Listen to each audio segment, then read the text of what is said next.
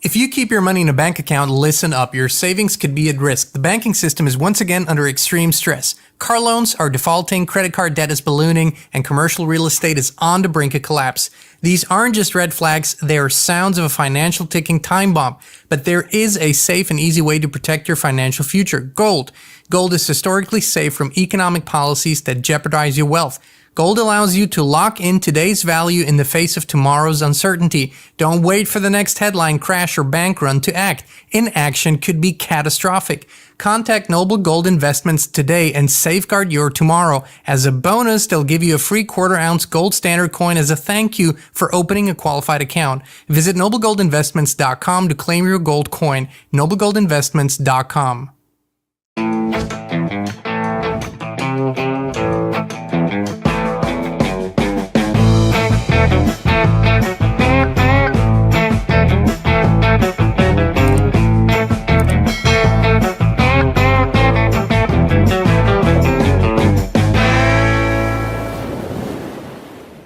We have technology that we can see exactly who's in these locations and buildings. So they're targeting and bombing homes, knowing who and how many children were actually inside. My name is Josephine Gilbo. I'm a 17-year Army veteran. I recently got out of the military last year.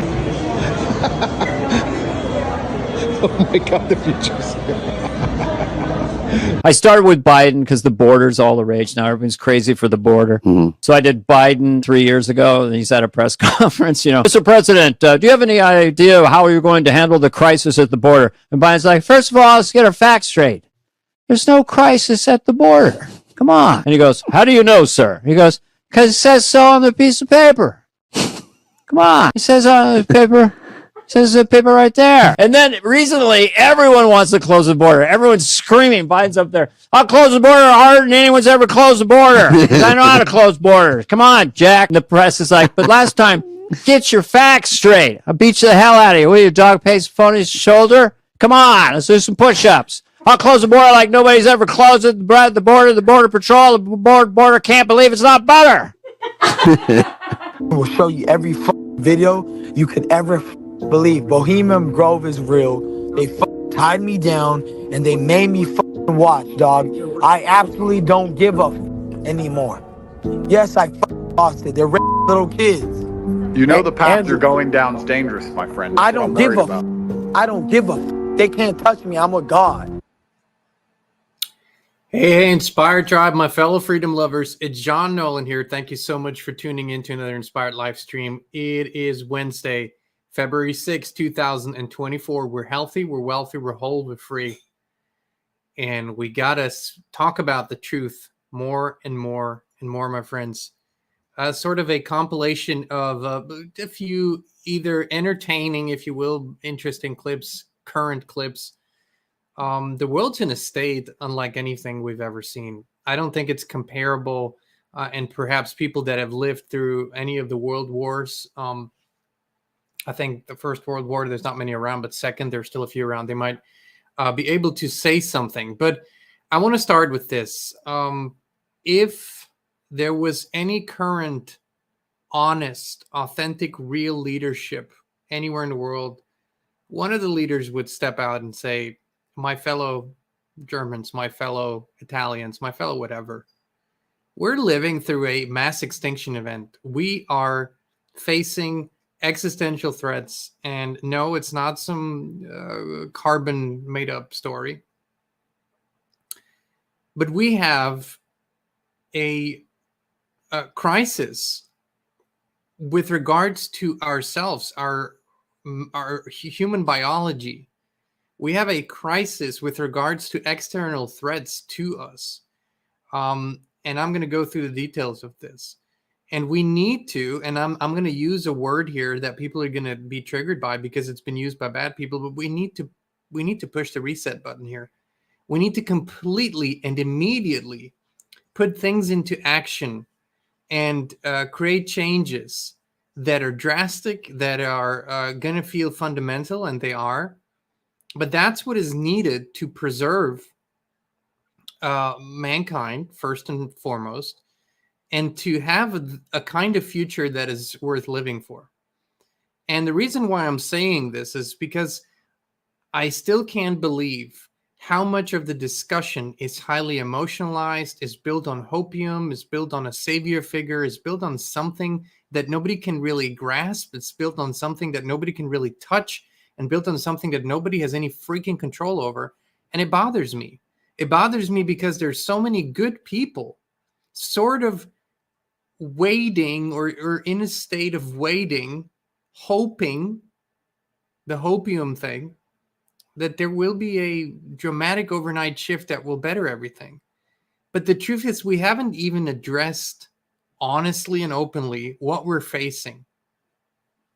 And you want to look at, I'm going to give you one statistic. In the United States, 1 in 28 children that are born with autism, somewhere on the spectrum. 1 in 28 children. That's more than 3. That's almost 4 children per 100 children being born. This is absolutely crazy. The miscarriage rate in 2021, according to VAERS, jumped up more than 4,000%, and that is probably on the low end of the spectrum of what we know. The fertility rates are not going down, they are dropping like a block of cement in the ocean. That's what's going on. The sperm rates are going down, the overall fertility rates are going down, the birth rates are going down, the stillborn rates are going up like crazy, and that's all around fertility. The statistics are horrible. Cancer, diabetes, heart diseases, severe obesity, mental illnesses are exploding. So we have water, we have rivers that we can't drink out of, streams that we can't drink out of. I mean, it's in many instances not even safe to bathe in them. We have air that's highly toxic and polluted. We're being bombarded with electromagnetic frequencies that are extremely harmful. And young people are dying like flies around us. So the point that I'm making is I'm not trying to be bleak. I'm stating the facts. And if we can not take out the emotion to a certain extent, because this is emotional, we're humans, but take out the emotion and opinions. It's not about opinions. Take out the opinions out of these discussions, then we could actually start talking like adults to each other. Because, a real elder or real elders, they would go, hey, the way I see it, we need to go in preservation mode. We've let things slack here, and we've brought practices into our culture that are detrimental to our species. Do you know what all tribal cultures have in common? Their first focus is on keeping the tribe, keeping the clan, keeping the family, keeping the community healthy, keep birth rates up, and make sure that you sort of avoid having a lot of genetic defects going forward. We have called all of these things bad, right? We've put the word eugenics on this and said this is bad. We can't even discuss this. Well, guess what? Is it wise that 2 highly sick people have children? I'm not talking about the flu. I'm talking about real, lasting, lifelong sicknesses, disabilities that are intrinsic, if you will. Is it wise? Is it wise that we keep going at the rate that we have been? Or would it be wiser to return to some principles? But nobody is willing currently to address the elephant in the room. There's a few people who are saying, hey, we're not dealing with overpopulation. We're dealing with imminent population collapse. Because what people are not taking into account is the number of people that are, statistically speaking, I'm not trying to be morbid, on the way out versus the number of people that are coming in. And there's a huge discrepancy in this. With every day that we don't address this as adults and do not take drastic measures, we're coming closer and closer to this mass extinction event, or let's say a continuation of a mass extinction event that we're already in. And I currently don't see that anywhere. I see small groups of people that are detaching. I see sort of like the real hope in this nation, for example, are the Mennonites, are the Amish. In terms of preservation, they're the hope. It's the communities that live detached from society that can take care of themselves. Now, whether you agree with their religious stance or, that's all a different story, but they have the best chance of actually being the ones who see this through. Because we're not being honest. We're not being honest about everything that we're facing. And we're not being honest about what the real problems are. We have collectively lost our minds. And part of this transformation journey and the spiritual awakening journey must be to return to sound and foundational principles, which means we need to completely repent. Understanding this path leads to certain extinction. There's no way around it. And I'm not even talking about the threat, because all of this is the perfect scenario for transhumanists saying, hey, we biologically in our organic version, we don't stand the chance, but you take AI, you take CRISPR, you take gene splicing and editing and whatnot, you take all these technologies, and all of a sudden we should be good, should be better than ever. Of course, that was the plan all along. But there is no strategy. We don't even have strategies for our families anymore. And beyond the individual awakening, which is the first and necessary step for change, beyond the awakening of really seeing what is happening, who we are, why we were created. These are all the fundamentals to create the change that we need to change. But we don't even have strategies for families anymore. Let me ask you this. When was the last time your family sat down and sort of discussed a plan moving forward, goals moving forward? Whether that's around even finances, but how about family health? How about necessities like food, water? When was the last time you heard this? And when was the last time you had a community, a city council meeting or whatever, where there was a meaningful discussion about the path forward? But somewhere that needs to start. And if we're going to wait for the presidents and the prime ministers, well, then guess what? They're on a different path. They're doing their continuity of government thing. Because at this point, the way I see it, every nation is in a continuity of government mode. It has to be. The threats are too severe. And the real threats, not the ones they're talking about, the real threats are too severe not to be in a continuity of government state. So they are already in those programs. What that means is that they are securing the continuation of government and of a, like I say, this might be a false number, but I call it the golden million, if you will. Depending on the nation, there is a number of people that have been pre-selected from all fields of society that will be protected from whatever event that might occur, or at least they will try to protect them. You might have heard of this. This is what continuity of government is like. And these people can't even tell their families. They are on a list. Some scientists, some people from religions, from the arts, from every single discipline of our human society, they are on a list. And on day X or whatever, they get a call, they get a text, and they have to appear in a certain place. They can't tell their families. They can't tell anybody. And they're going to be taken away. If that hasn't already happened, by the way. This might already have happened, and we don't know about it. Because you and I are not in that list. We're not essential. You remember, all of this has been given to us, presented through 2020. Essential and non-essential. Don't you remember the language?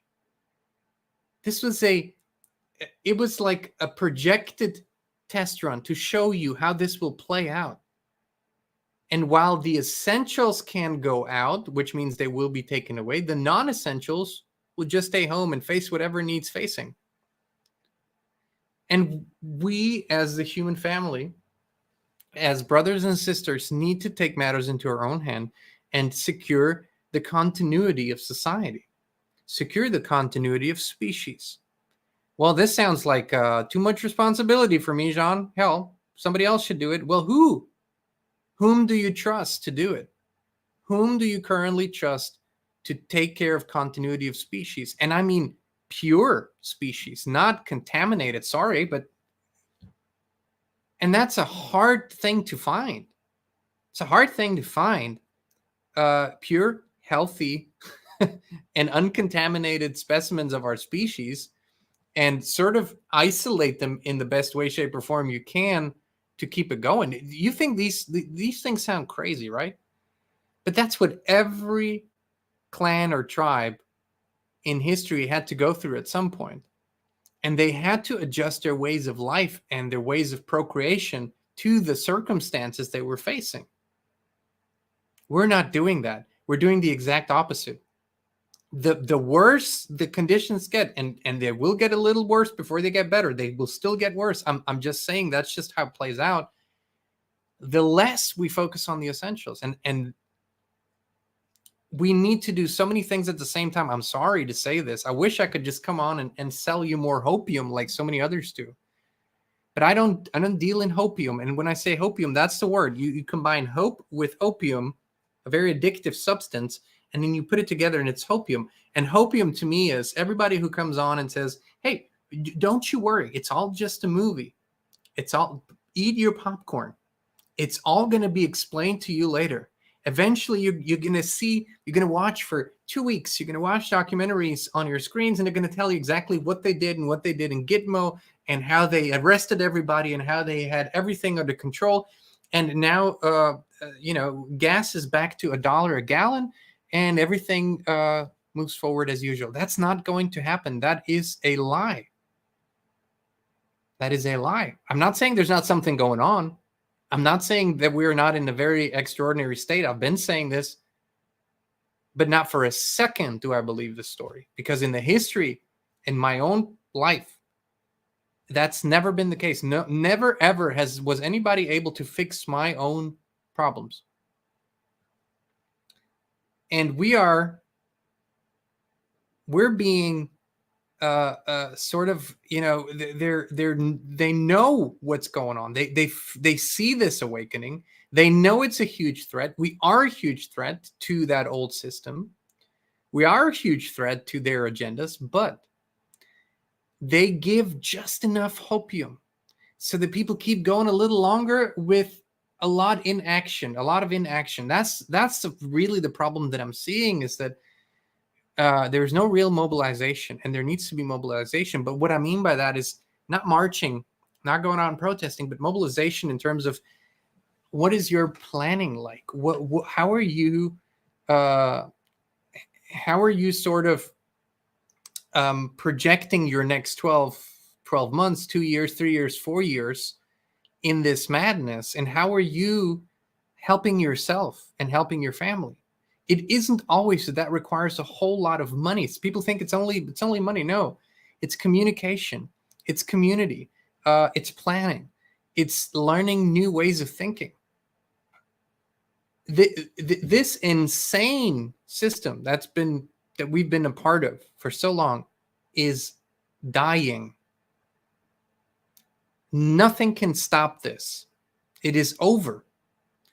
The beginning of the ultimate end was 2020, and things changed so dramatically. There's no going back to anything pre-2020. What remains is an illusion. The people who couldn't let go of what they perceive to be normal, of what they perceive to be normal life, they're living in that illusion. It does not exist anymore, but as an illusion.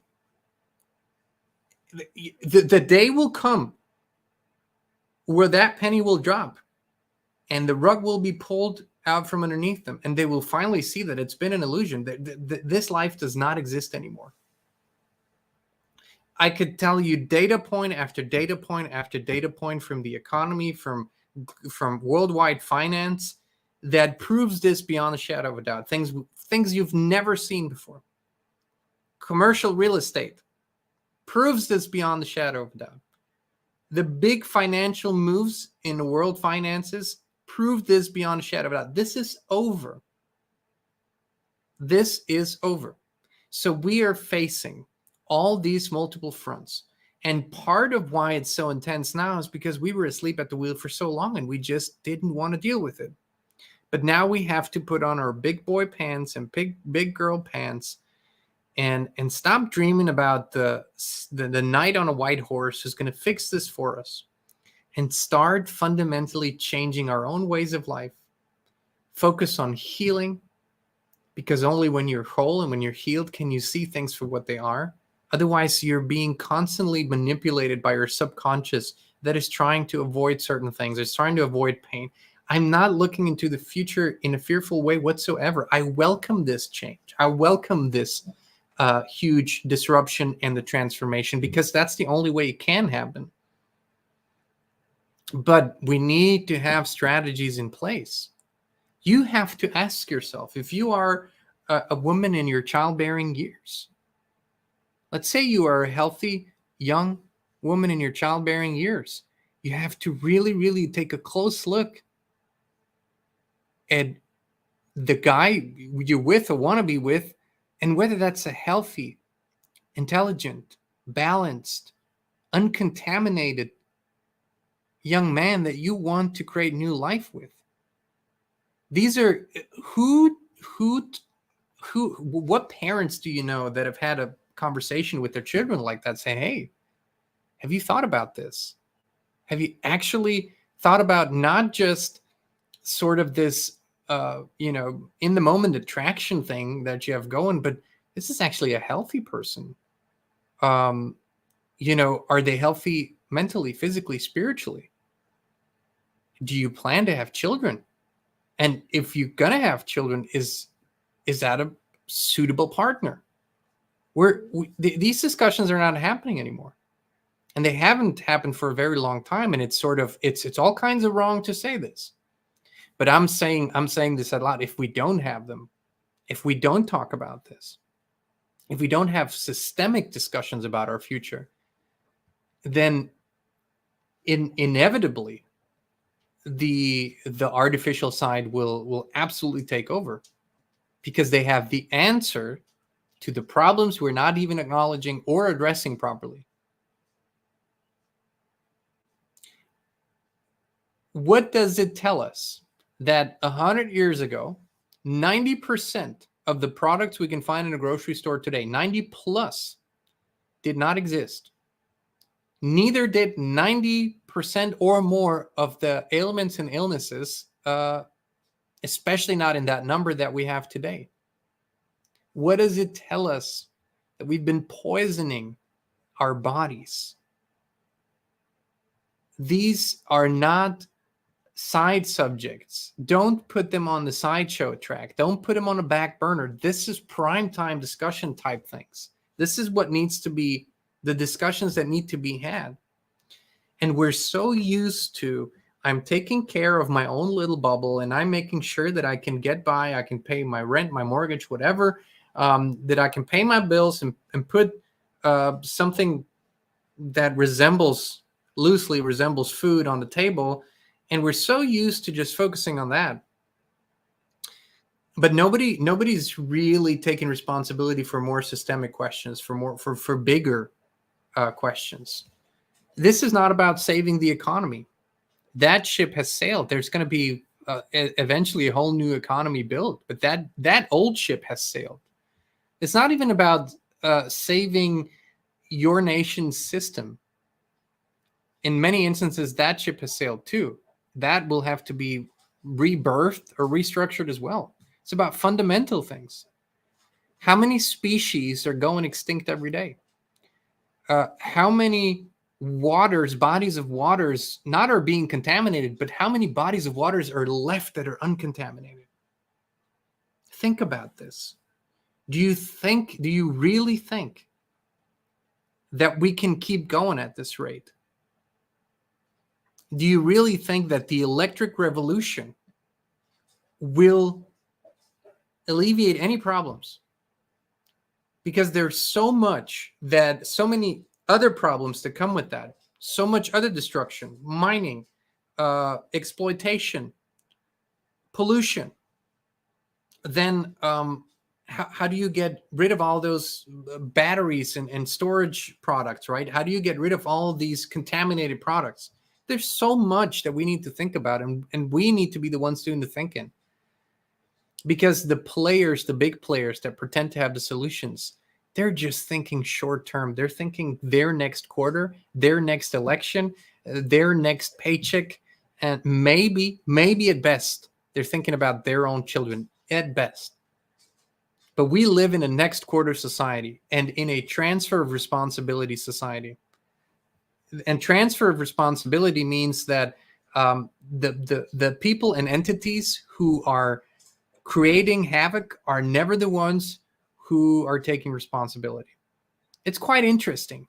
I've talked to a dear friend of mine. He used to be in the banking industry. I'll just give you an example. He used to be in the banking industry, and he was working probably some 15, 20 years ago for a huge lender. And they were doing billions and billions of dollars in loans every year. And that was, I think, before the crash, 08, 09, and whatnot. And so he said the way this worked was we had regulations, we had rules in place, and we broke them every single day. At the end of the year, they did an audit, and they said, hey, you broke all these rules, you gave out all these loans you shouldn't have. Here's a $500 million fine. And they laughed, they paid the fine, and they kept doing the exact same thing. Why? Because nobody was responsible. No person was held responsible. It's the same with companies. They pollute the shit out of this earth. They don't give a shit, but no human being is ever held responsible because guess what? In this beautiful system, the company itself is a legal person. So the company can be fined and the company can be held accountable, which means that no human being ever is held accountable. We have a transfer of responsibility society. It's the same, they pollute stuff at an enormous rate. And then who comes in? Some government agency comes in for the cleanup. It's a transfer of responsibility. And that's what we've been taught, how we've been taught to live. We don't clean up after ourselves anymore. We don't clean up our own shit, not internally, not spiritually, not psychologically, and we don't do it in the world any longer. And what I'm saying is that I am encouraging, I'm inspiring you as adults to start thinking like a leader, thinking like an elder who can guide misguided generations, families, individuals into a sane way of thinking. If whom are we going to task with the awesome responsibility of ensuring that our species goes on? Whose shoulders are we going to put that on? Have you ever thought about that? Whom do you trust? And why not, rather than thinking of some nefarious government agency you've never heard of or some leader you've never personally met, why not have these conversations and these action plans within our own microcosms, within our own communities? Here's the thing. What has transpired over the last 3 to 4 years, there is so much evidence and proof of the unimaginable consequences of the juice and what has been done to so many people and what people have allowed themselves to be exposed to. There need to be some hard conversations that need to be had and some really, really significant choices that need to be made. I'm so amazed at this sort of rose-colored glasses approach where, oh, we're just it's everything's going to be fine. It's just going to work itself out. That's not how things work. We work it out. We are the catalyst. And for that, we need to be honest with ourselves and honest with the mistakes that we make. And it's not about pointing fingers. It's way past that. But the honesty of facing our own errors and judgment, facing our own ignorance, mine included. I'm not pointing fingers, mine included. Every day I try to find those blind spots that I might be having and try to open my eyes and become more thank you, Jagger, for your he's getting vocal around these subjects, and finding these blind spots, identifying them and healing them. Healing the blind spots. That's what we need to do. But the center of this discussion is, will our species survive? Question number one. In its current organic, whatever we perceive to be organic form. If you think that's just something that's going to happen on its own, no. The threats and the attacks have been too severe for that to happen on its own. That has to be part of a strategy. And it leads me to the second question. Who will come up with, discuss, and explore strategies to ensure the healthy survival of our species? And then who will join that and create small communities, small societies that live by certain principles and adhere to them? See, in times of crisis like we're in, your free will and freedom, because it's always a choice, should be, I'm just saying should be used for the highest good of all. When everything's going smooth, it's no problem when people do their own, even egotistical thing, as long as they don't harm anyone. It's not a big problem. It doesn't affect the whole very much. In these times, it's different. We are choosing with our free will to invest our freedom, our free time, our energy, our thought, our work, our everything for the highest good of all in the way that we can do it. We choose to do that, which means I don't choose a million other options. I don't choose 3 months of skiing in winter. I don't choose going hiking for 6 months. I don't choose being somewhere in a cabin on a lake foraging. I don't choose these things. I choose what I choose. We choose what we choose. But I say that the way the world is going right now, everyone that sees the things for what they are should, and should is, it's an unpleasant word, but should use their energy, their time, their everything in service, in whatever way they feel inspired to do so, in service of this transformation and for the highest good of all. It's a good way to live anyways, but especially now.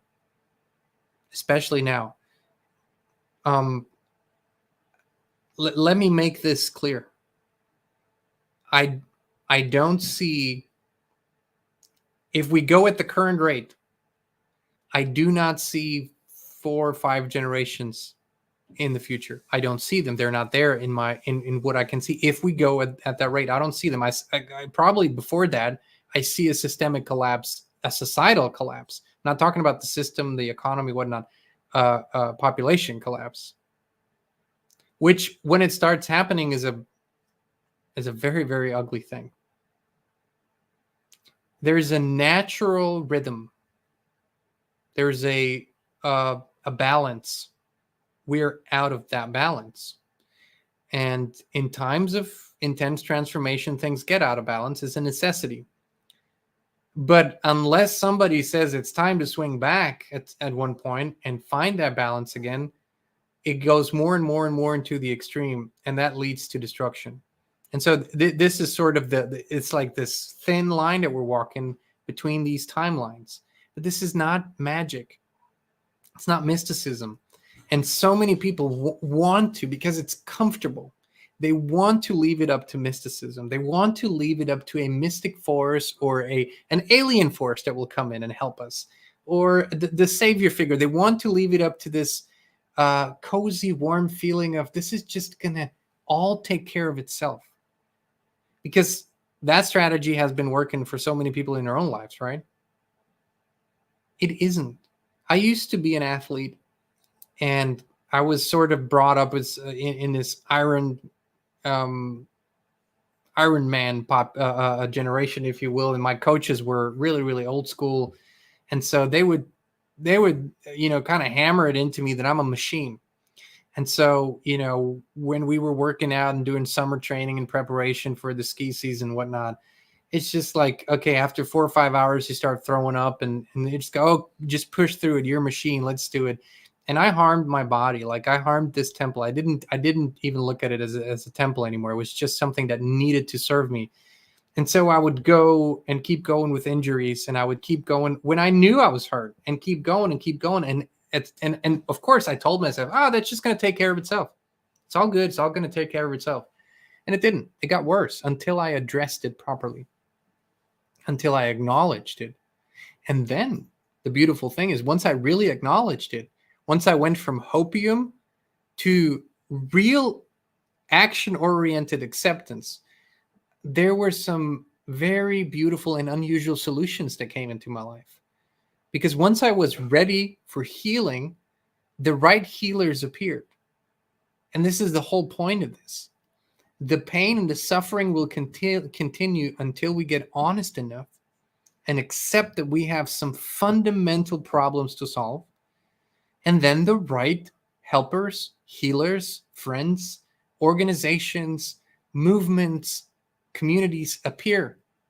It's like they're just all of a sudden there because you're in the energy of healing, because you are in that mode. But unless we know what we're healing, what we need solutions for, and what we need changing for, we can't do that. And that's the adult thing. I don't know many. I know a lot of people that look like adults, but I don't know many adults that live like adults, that have the backbone and the spine to look at things in an adult way and seek for solutions in an adult way. Will we, as a society, survive? Will the human species in its purity, current form, survive? I'm most certainly doing everything I can to help with that, to make that happen. But we got to do it together. And each and every one of us has to do it in their own little microcosm. You have to inspire those conversations. I mean, really inspire. Forget talking about the next movie that's coming out. Forget talking about some pop star that do some bullshit, or forget about all of that. All distractions. Focus on fundamentals. Focus on fundamentals. Last but not least, I'll tell you this. When I talk, and there could be a list of names of the people that I periodically talk to, or frequently talk to, or we talk to. You know all of them. When you see their face and their name, you know them. They're all very respected in their field, and they're all very knowledgeable, and they're inspiring, and they sort of have the bird's eye view. Every single one of them sees the same things that I've been just talking to you about. And I don't even have to say anything. I can pick up my phone and call someone, one of those people on the list, and be quiet and just listen. And they'll pretty much, in their own words, tell me exactly the same thing. This is what we're facing, John. This is what they will say. This is what we need to inspire people to do. They're not seeing it yet, but the crisis and the potential are going hand in hand in this. Identify the crisis properly. Identify the problem correctly. Start creating a solution and then implement the solution. We're relearning this. That's why I will repeat it until the penny drops. All right, my friends. By the way, wanted to let you know we're inviting you to join us in a community that's a little different than here on those platforms. Let me just pull this up for you. Probably, where do I have it? Give me one moment. There it is. There it is, my friends. It's coming up in a moment. It's our Inspired Community on Locals. And we are inviting you to hop over there, inspired.locals.com. And this is where we do more intimate, behind the scenes, uncensored, most importantly, uncensored live streams and discussions. Go there, use promo code TRY, the number 4 and free, all caps, and become a supporter. So if you do that, you get a month for free. You can just try it. And if you want to stay on board, it's $7 a month afterwards, or $70 per year. That's how the platform is set up. They are a great team over there. It's a grassroots movement to bring freedom of speech back to social media platforms. So you got videos, you got articles there, and you got a lot of other creators. But our Inspired Community is its own little bubble there. And then there's other communities that have their own little bubble there. But you can post, you can share, you can comment, you can connect with others. That's the most important thing, actually. We wanted to find something that's uncensored and where people can connect and talk and share and find each other. So inspired.locals.com, and use TRY for free, number 4, in all caps as a promo code, and join us there. We do coffee and truths all the time over there. It's actually one of my favorite things to do. So hope you'll join us there. Thank you so much. Much love to you all. And please, let's move beyond the shaming and the guilting and the pointing fingers. Let's just inspire each other continually to stay focused on these tasks and what people call the awakening or the ascension or the great transformation, the moving into a new age.